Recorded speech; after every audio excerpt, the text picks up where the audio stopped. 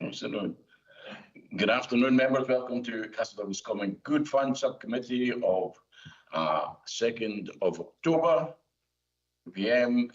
Item 1, Sederington apologies and Chair's approval of members' remote participation. I'll spit it out, and I'm happy to approve that. Any member with any declaration of interest? Yeah. Very good. Item 3, minutes of previous meeting of 20th March 24. Are members happy to approve that they're an accurate record? Very good. Item 4, Castledouglas Common Good Fund final outturn 23-24 and financial plan 24-25. Report by Head of Thriving Communities. Members are asked to 1, note that the fund hold a cash balance of £272,630 as of 31st March 24, as set out in Appendix 1. 2, note the assets and liabilities presented in the balance sheet set out in Appendix 2. And 3, agree the financial objective of the financial plan being to maintain the financial health of the fund and maximise and manage the level of free income available for distribution by the Common Good Subcommittee as detailed in 4.6. And 4, agree the financial plan set out in 24-25. Sean, is there anything to highlight, or are you happy to go to questions if there's any? We've got questions, Chair. Members, have any questions on this item? Fine, are we happy that we've agreed? Okay. Nice. Oh, sorry, John, I didn't see you there. That's quite all right. There are a couple of things I want to ask. On page 17, there's a list of the fixed assets, and I note that the Tower House seems to have increased in value from the last time, but that's not my question.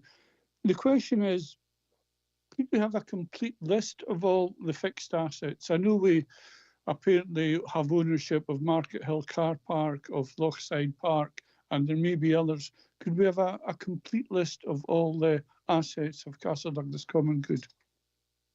Sean, can that be arranged, please? Certainly through you, Chair.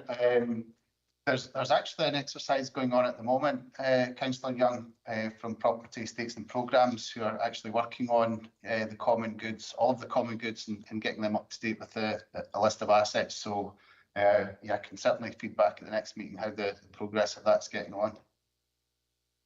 That's excellent, Sean. Good to hear that. My other question is to do with page 18, note 3. I find that a scandalous amount of administration fees that, I mean, £1,322 for basically managing an account that has perhaps, what, half a dozen transactions in the course of a year. I find that excessive, but I suppose all common good funds are billed the same way in terms of council fees. I think you're correct there, John, and it's just they're all dealt with by the one department, and as you said, they're all done in the same manner. But it's something we can explore at a future date. But if you remember, we looked at it going back maybe about 7 years ago, that we believed that there may have been better value elsewhere. But that's something we can look at. I wonder if it's permissible to go outside the council and get accounts monitored externally for much less money. We need to look into that. But yes, if we believe that we're paying too much, that's something we can have a look at. Thank you, Chair. Any other questions on that item? No. Item 5, Castledouglas Common Good Fund Monitoring Report 24-25. Report by Head of Thriving Communities. Members are asked to 1, note 24-25 monitoring report for the period 30th June 24 in the Appendix 2. Note the projected free income of £13,174 outlined in paragraph 3.2. And 3, agree the amount to be allocated for grants 24-25 as outlined in 4.2. Any members, any questions regarding this item? Can I come in again, Chair? Certainly. On obviously on page 21, there's the cash balances, opening and closing. Right at the top, income rents, obviously zero in 23, 24, and in this present financial year, £5,200. Now, I presume that's rental from the shop or shops. Is that the case? Through you, Chair, yeah, that's a projection, Councillor Young. So the 5,200 is what would be expected for the financial year of 24-25. So it's not an actual figure, but it's a projection. Right, but at the moment, the shops are not paying any rent. I believe not. There's going to be an update at the next Common Good by Property, Estates and Programmes on both sales and rents, just what the current status is. So we can expect that in the next meeting. And you'll be aware, Sean, there's an ongoing issue with damp rot affecting a neighbour's property. I am, Chair, yeah. Thank you. Yes. Yeah, thank you, Chair. On the back of Councillor Young's point, I think we could probably explain that a bit, and I'm sure Sean can correct me if I'm wrong, but that's projected income because we need to see if the damp and the rot can be fixed, not only in the property that faces out to the main street, but also the property next door. Should that be the case, then I think that the tenant moves back into the front shop and the rent commences again. That is my memory of a past committee meeting. But again, we probably need as much assurance, as many assurances as possible through yourself, Chair, with yourself, Sean, to ensure that we can speed up the issues that are arising with that common good property and the next door property. Thank you very much, Chair. Thanks, Sean. Obviously, we've had our final income from the Galloway Glens, and the property is up for sale. We don't know what interest there has been as such, do we? Have we had any update from Property Services? No, Chair. Expected next meeting. Yeah. Very good. We'll get somebody from Property Services along. See what I'm saying? Very good. Any other questions on item 5? Yes, please, Chair. Certainly, John. I note we have a healthy balance of a couple of £100,000. Is that in investable trusts at the moment, or is it just gathering interest from a bank account? I suppose I should have asked that question in the previous item. Through yourself, Chair, I believe it's in one Brune and Dolphin, I think, that the account sits, so it accrues that annual interest. I think we've got it in the report there of 3.9%. Not great, but I think okay, you know, considering the kind of past drop in the kind of rates. But we can certainly have a word with our finance colleagues and get a bit more information on.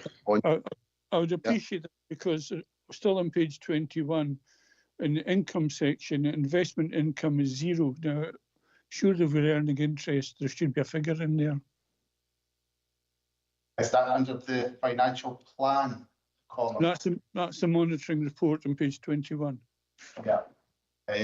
Yeah, so that wouldn't have accrued yet. So the loan fund interest that you see, that's 12,327. That's the kind of projected loan interest for the whole year. So yeah, you don't really kind of see it till the end of the year. So that's right. What, March maybe? Okay, thank you. Thanks, Chair. And Councillor Young's raised a valid point. As always, I think when I used to be the councillor in Ward 3, we used to get, and I could be wrong, the ward officer might have to check this, Brune Dolphin came and presented to us at least once a year, even on Teams, just to give us some chat about how the investments were doing and how the portfolio was performing. So I don't know whether that's something we would need to agree on should we wish to hear about those investments. But again, that's entirely up to members. Very good. Thank you. Okay.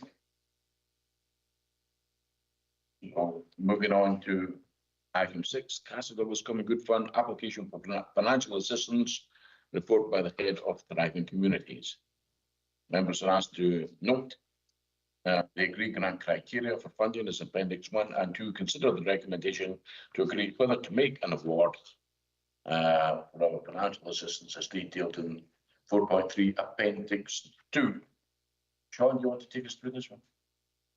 Yes, members. So this is an application from Rotary Forward, local group in Russell Douglas, who are raising funds to renew the Christmas lights. I have a quick update from a conversation that I had with them on the 26th of September, just last week. So there's a bit of a renewal to the figures and a slight amendment to the requested amount. So the applicants now raised a total of £10,454.79 at the time of writing. The total cost of the project is now £13,108.51. The cost of the lights and other materials such as connection boxes total £6,988.51, and quotes have been supplied to the lead officer. The group would like to now make a request to the Castle Douglas Common Good Subcommittee of a one-off contribution of £4,000 towards the purchase of 26 new Christmas lights. The cost to have the lights installed and removed each year is approximately £2,400 plus VAT. For next year, given that the group will have a full year to raise installation and removal costs, Rotary Forward is confident it will be able to reach that target year on year. Discussions with CD Castle Douglas Community Council are favourable in support of a contribution to those yearly costs. The group would also like to note, or like it noted, that the £10,000 raised so far is all from the kind generosity of the local community and businesses in and around the town, with many holding fundraisers to help reach the amount needed. The demonstration of local support for this since it started only some 4 months ago is outstanding and is highly commendable of the citizens of Castle Douglas in rallying together to share and achieve this common goal. Should this committee decide to grant the award, Rotary Forward has confirmed that it is able to see the project implemented this year, as the purchase of lights and other commitments to the project are waiting on standby and are ready to respond. Very good. Any questions for Sean? Can I just say that on behalf of the Community Council, we have discussed this and we support the project 100%. And next year we will look into the fact of supporting them with money for the putting the installation and taking them down. Very good. Thank you. Molly. Yeah, thank you, Chair. It was just to commend the community. I think all three councillors would like to thank Colin at the Post Office and the Forward Rotary team and the community, as the ward officer has alluded to. There's a huge amount of effort and support for this project.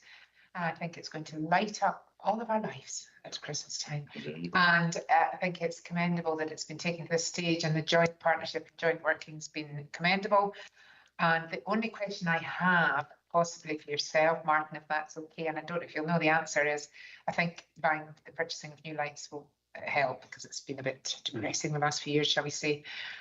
Is there some sort of plan, do you know, through the Community Council with Forward Rotary as to where the lights will be stored? The last thing we want is to purchase these and them to be stored somewhere damp and then find we're back to square one in the following years, because lighting's a hard story. Do you have any information on that? Through you, Chair, I'm led to believe that the person who sent in the quotation for the job and the fitment, etc., will be taking them down and storing them for them in a safe, dry place. Speech to yourself, Chair. That's great, Martin. Thank you very much. And we'll pass that to anyone who's inquiring. And also, can I just add on? The other thing that will be happening that night is, you know, it's actually been turned into an event, really, as the community did last year. And through yourself, Chair, just to let the ward officer know that we had a tractor run, and the tracks were all decorated, and there was an event actually had to be, I think, was it last year, the year before it, because of the rain, we had to have it at the Wallace March. But it's quite an interesting evening, because the opening of it and the turning on of the lights is made to be a bit of a occasion. That's all good. Thank you. Thanks, Chair. John, I'm just checking that you're quite happy to support this application. I'm very happy to support it. I would presume they requested tenders for the installation. I mean, almost £3,000 seems a sizable amount of money for installation. When we have local electrical firms, you think that perhaps they would do this on cost, but I mean, that's not my decision. But as long as they have tendered the installation, that's fine. Yes, I believe that was done in the correct manner. Storage. Very good. So it's unanimous to support the application. Cliff.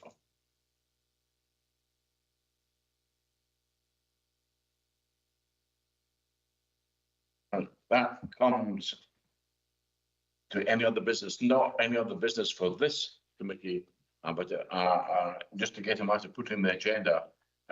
Certainly, I'd like to see our management of the influence that we have over the Market Hill car park going forward. There has been earlier in the year, obviously, some efforts to look at even the possibility of charging, which we were all against. We're quite concerned about how the viability of the town centre, even with the parking enforcement coming on. So we just want to ensure that we get a say on how that car park is managed. So for a future report, if that could be brought forward, that'd be appreciated. Yes, Pauline. Thank you. Oh, were you in first, John? Thank you, Pauline. No, I fully support the chair with finding this out. I did send an EMES in some time ago saying basically if the council imposed car charges in its parking areas, can the Castle Douglas Common Good, the owners of the Market Hill car park, refuse to implement these council imposed car park charges? And I was told no, the full council's the lead body, and if they decide we're going to charge for parking at Market Hill, then that will be imposed and we wouldn't have a say in it. That's interesting, John. Pauline. Yeah, coming in on the back of that, thanks, Chair.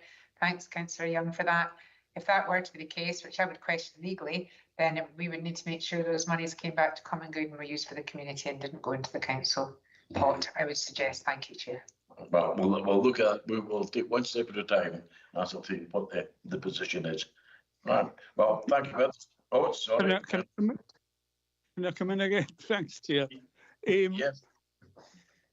It hasn't happened recently because I sadly have not been out and about, but when I was able to get about and park in Market Hill car park, and sometimes come across people looking for where to pay.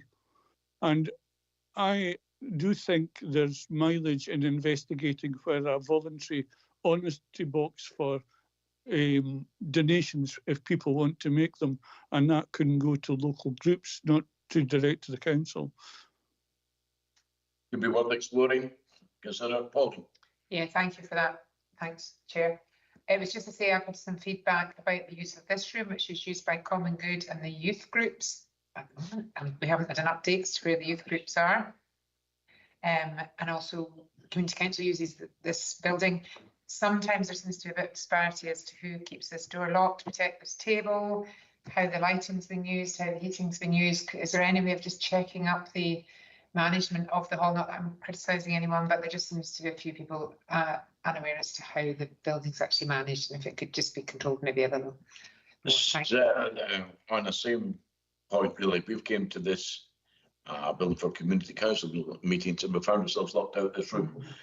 Maybe a digi-lock on the door, the council having, community council having the code along with those that need it would be. At present, Chair, I am in possession of a key thanks to Sean, so it should not happen again in that respect. But I agree, if anybody else needs to get in, they've got to come through me. Okay, we're kind of straying off from where we were. So that is us done for the day. Thank you, members, for attending, and Thank you, Chair. we'll wrap it up there.